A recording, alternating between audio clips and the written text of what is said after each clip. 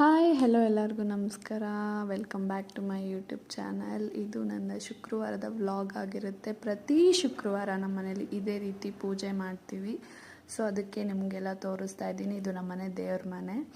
ಮತ್ತು ಊರಿಂದ ನಮ್ಮ ಮಾವ ಬಂದಿದ್ದರು. ಅವರು ಕಡಲೆಕಾಯಿ, ಪಪ್ಪಾಯ ಮತ್ತು ಈ ಥರ ತರಕಾರಿಗಳನ್ನೆಲ್ಲ ತಂದಿದ್ರು. ಹಸಿ ಕಡಲೆಕಾಯಿ ಹಾಕಿರೋದ್ರಿಂದ ಬೇಯಿಸೋಣ ಚೆನ್ನಾಗಿರುತ್ತೆ ಅಂತ ಹೇಳ್ಬಿಟ್ಟು ಬೇಯಿಸೋಕ್ಕಿಟ್ಟೆ.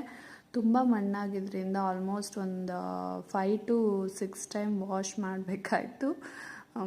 ತುಂಬ ಮಣ್ಣಿತ್ತು ಜಾಸ್ತಿ, ಅದಕ್ಕೋಸ್ಕರ ವಾಶ್ ಮಾಡಿದೆ. ಅದ್ರ ಜೊತೆ ಅವರೆಕಾಯಿ ಕೂಡ ಹಾಕಿ ಬೇಯಿಸೋಕ್ಕಿಟ್ಟೆ.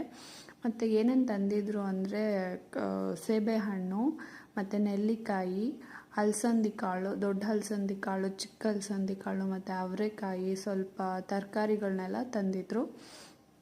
ಇದೆಲ್ಲ ನಮ್ಮ ತೋಟದಲ್ಲಿ ಸ್ವಲ್ಪ ಬೆಳೆದಿರೋದು. ಇನ್ನು ಸ್ವಲ್ಪ ಅಕ್ಕಪಕ್ಕ ತೋಟದವರು ಸಹ ಕೊಟ್ಟು ಕಳಿಸಿದ್ದಾರೆ. ಅದನ್ನು ನಿಮಗೆಲ್ಲ ತೋರಿಸ್ತಾ ಇದ್ದೀನಿ. ಮತ್ತು ನೋಡಿ, ಕಡಲೆಕಾಯಿ ಬೇಯಿತು. ಆಲ್ಮೋಸ್ಟ್ ಒಂದು 5 ವಿಷಲ್ ಓಡಿಸ್ದೆ. ಇದೇನಪ್ಪ ಅಂತಂದರೆ ಇದು ಸೇಬೆಕಾಯಿದು ಎಲೆ.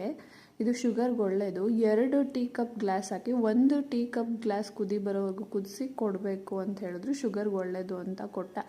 ಅಷ್ಟರಲ್ಲಿ ಕಡಲೆಕಾಯಿ ಬೆಂದಿತ್ತು. ತುಂಬಾ ಚೆನ್ನಾಗಿತ್ತು. ಎಲ್ಲರೂ ತಿಂದ್ವಿ.